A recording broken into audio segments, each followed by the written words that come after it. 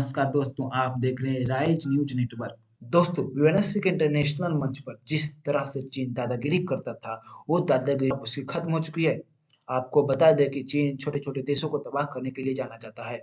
हाल ही में आपने देखा होगा श्रीलंका का हाल, और अभी आप देख रहे हैं पाकिस्तान की हालत की कितनी बदतर स्थिति हो चुकी है। इसके पीछे चीन का इन्वेस्टमेंट है। लेकिन यह सब चीन इसलिए करता है क्योंकि चीन के पास वीटो है, और वह छोटे-छोटे देशों को अपने जाल में इस वीटो की वजह से ही फँसाता है। लेकिन अभी यूएनएससी में उसकी दादागिरी खत्म हुई है, जो चीन भारत को आग दिखाता था। यूएनएससी में भारत परमानेंट मेंबर नहीं है, लेकिन फिर भी भारत की तरफ से रूस हमेशा यूएनएससी में साथ देता रहा है। भारत जो कहता है, वह रूस भारत के लिए करता है, क्योंकि रूस भी मानता है कि भारत ही उसका सच्चा दोस्त है। दोस्तों, आपने देखा होगा रूस यूक्रेन युद्ध में भारत एक ऐसा एकमात्र देश था जिसने रूस की आर्थिक स्थिति को डूबने नहीं दिया, और रूस से भारत ने तेल और बड़ी-बड़ी ऐसी कई चीजें शेयर की थी, जिससे रूस की आर्थिक स्थिति बनी रही, और भारत ने उसे पैसे भी दिए थे। तो इन सब के बीच रूस ने 5 देशों को मना लिया भारत को वीटो पावर दिलाने के लिए, और यूएनएससी में कैसे चीन की दादागिरी खत्म हुई, ये तमाम चीजें अब आपको डिटेल में बताते हैं। दोस्तों, इस वक्त भारत एक ऐसी स्थिति में खड़ा है जब यूएनएससी में वीटो पावर दिलाने के लिए दुनिया के कई देश भारत का समर्थन कर रहे हैं, लेकिन हर बार चीन की वजह से ही भारत वीटो पावर से कुछ कदम की दूरी पर रह जाता है। भारत आज तक 8 बार यूएनएससी का अस्थायी सदस्य बन चुका है, लेकिन इस बार 5 महाशक्तिशाली देश से भारत का वीटो पावर दिलाने के लिए एक साथ हो गए हैं। इन 5 महाशक्तियों ने भारत को P5 कंट्रीज में शामिल करने का खुला समर्थन कर दिया है। प्रधानमंत्री मोदी के सफल प्रयास का परिणाम अब भारत को मिलने वाला है, जब भारत के पास भी वीटो पावर होगी। दोस्तों, ब्रिटेन की बात करें तो यूएनएससी में भारत को वीटो पावर दिलाने के लिए ब्रिटेन पूरी तरह से समर्थन करता है, और जब से ऋषि सुनक ब्रिटेन की कमान संभाली है, तब से उन्होंने कई ऐसे फैसले लिए हैं जो कि भारत के विकास के लिए काफी महत्वपूर्ण है। इसके साथ ही अगर फ्रांस की बात की जाए तो उसने शुरुआत से ही भारत का समर्थन किया है। फ्रांस ने न सिर्फ भारत को वीटो पावर दिलाने के लिए बल्कि पीओके को लेकर भी पाकिस्तान के विरोध में जाकर भारत को सही ठहराया है, और फ्रांस भारत के साथ इस बात पर भी खुलेआम हामी भरता है कि यूएनएससी में रिफॉर्म की जरूरत है और वहां पर बदलाव होना ही चाहिए।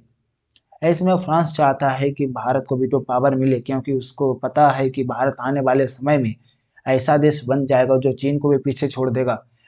भारत का जिगरी दोस्त रूस भी भारत के साथ खड़ा है, और रूस ने भारत का साथ तब तक दिया था जब पूरी दुनिया की महान शक्तियां भारत के विरोध में थी, पर अभी भी रूस भारत को सैन्य हथियार मुहैया कर रहा है। भारत और रूस की दोस्ती काफी पुरानी है, और ये आज तक चली आ रही है, और एक दूसरे के साथ हमेशा खड़े रहते हैं। हालांकि भारत ने सीधे तौर पर युद्ध के दौरान रूस की मदद ना की हो, लेकिन आर्थिक रूप से भारत पूरी तरह से रूस की मदद करता दिखा है, और रूस ने भी यूएन में कई बार भारत के समर्थन में अपने वीटो पावर का इस्तेमाल किया है। और दुनिया की सबसे महान शक्तिशाली देश अमेरिका की बात की जाए तो भारत उस पर भरोसा नहीं कर सकता, क्योंकि जिस तरह भारत बढ़ रहा है, ऐसे में अमेरिका को डर है कि भारत बहुत जल्द उसकी जगह ना ले ले। लेकिन जब भी भारत का नाम वीटो पावर के लिए आए तो अमेरिका ने उसका समर्थन किया है, और इसी कड़ी में यूए का नाम जुड़ता है, क्योंकि यूए एक मुस्लिम देश है। उसने भी यूएनएससी में भारत का सपोर्ट करके पूरी दुनिया को चौंका दिया है।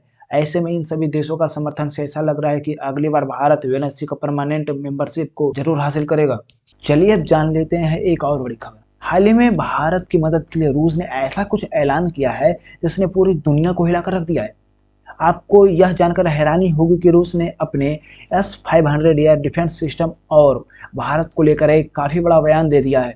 ऐसे में आप सोच रहे होंगे कि रूस ने ऐसा क्या ऐलान किया है, और अब भारत की मदद के लिए रूस क्या करने वाला है।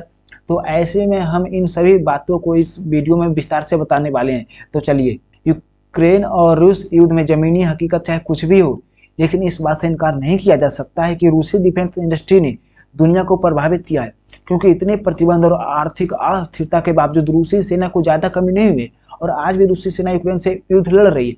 इसके बावजूद सिर्फ 1 साल पहले प्रोडक्शन फेस इंटर करने वाली S-500 एयर डिफेंस सिस्टम की डिलीवरी अब रूसी सेना को मिलना शुरू हो चुकी है। यानी कि रशियन डिफेंस इंडस्ट्री तमाम चुनौतियों के बावजूद इतने एडवांस एयर डिफेंस सिस्टम की डिलीवरी अपनी सेना को करना शुरू कर दी, और अब रूस ने S-500 एयर डिफेंस सिस्टम को लेकर ये काफी बड़ा बयान दिया है कि वह भारत को इसके प्रति कस्टमर के रूप में देखता है। यानी कि रूस चाहता है कि भारत उन देशों में पहले देश बने जिन्हें रूस अपने विश्व स्तरीय anti aircraft defence system supply करेगा। साथ ही जब रूस के डिप्टी प्राइम मिनिस्टर 2021 में भारत दौरे पर आए थे, तब भी उन्होंने यही बात कही थी कि मैं भारत को अपना S-500 air defence system supply करना चाहते हैं, जो एक भारतीय S-400 के साथ मिलकर काफ़ी अच्छे तरीके से काम कर सकता है और भारत की हवाई सुरक्षा को काफ़ी ज़्यादा बढ़ा सकता है। दरअसल इसी साल भारत को अपने सभी 5 S-400 एयर डिफेंस सिस्टम के रेजिमेंट मिल जाएंगे, लेकिन अगर युद्ध की वजह से कुछ देरी होती है तो भी साल 2024 तक भारत को अपने सभी S-400 मिल जाएंगे और भारत इन्हें काफ़ी तेज़ी से ऑपरेशनल भी कर सकता है। ऐसे में अगर भारत आगे की तरफ बढ़ता है तो यह भारत की हवाई सुरक्षा को काफ़ी ज़्यादा हद तक बढ़ा सकता है। लेकिन ऐसे में आप सोच रहे होंगे कि S-500 और S-400 कितना अलग है और अगर भारत इसे खरीदना चाहता है तो इससे क्या फ़ायदा होगा।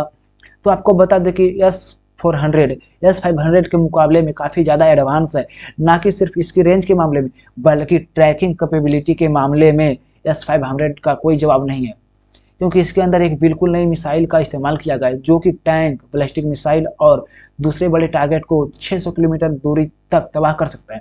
साथ ही इस नया टेस्ट के दौरान 100% सटीकता के साथ 486 किलोमीटर की दूरी पर मौजूद एक टारगेट को तबाह किया था। इसके अलावा ये सिस्टम 5वीं पीढ़ी के फाइटर विमानों को भी तबाह करने के मामलों में S-400 से काफ़ी ज़्यादा ताकतवर है, यानी कि चाइना का Z-20 फाइटर जेट भी इसके आगे कुछ नहीं है। साथ ही S-500 की कैपेबिलिटी S-400 से काफ़ी सुपीरियर है, जिसका मतलब यह है कि यह सिस्टम एक बार में 20 बैलिस्टिक मिसाइलों को ट्रेस कर सकता है और उनमें से 10 को तो रिपीट एंगेज मोड में ही तबाह करने की क्षमता रखता है। यानी कि S-500 S-400 के मुकाबले काफ़ी ज़्यादा शक्तिशाली है और इसमें लगे मिसाइल भी पहले के मुकाबले काफ़ी ज़्यादा अत्याधुनिक है। साथ ही रूस के अनुसार भारत इन दोनों को एक साथ ही इंटीग्रेट और ऑपरेट कर सकता है, लेकिन यह संभव नहीं है कि S-500 की मिसाइल को S-400 में लगाया जाए। यानी अगर भारत को इस सिस्टम को ऑपरेट करना है तो उसे S-500 को खरीदना ही पड़ेगा। मतलब ये फैसला भारत का है कि वह S-500 रूस से खरीदना चाहता है या नहीं। तो दोस्तों, आप इस खबर के बारे में क्या कहना चाहते हैं, कमेंट बॉक्स में ज़रूर बताएं। धन्यवाद।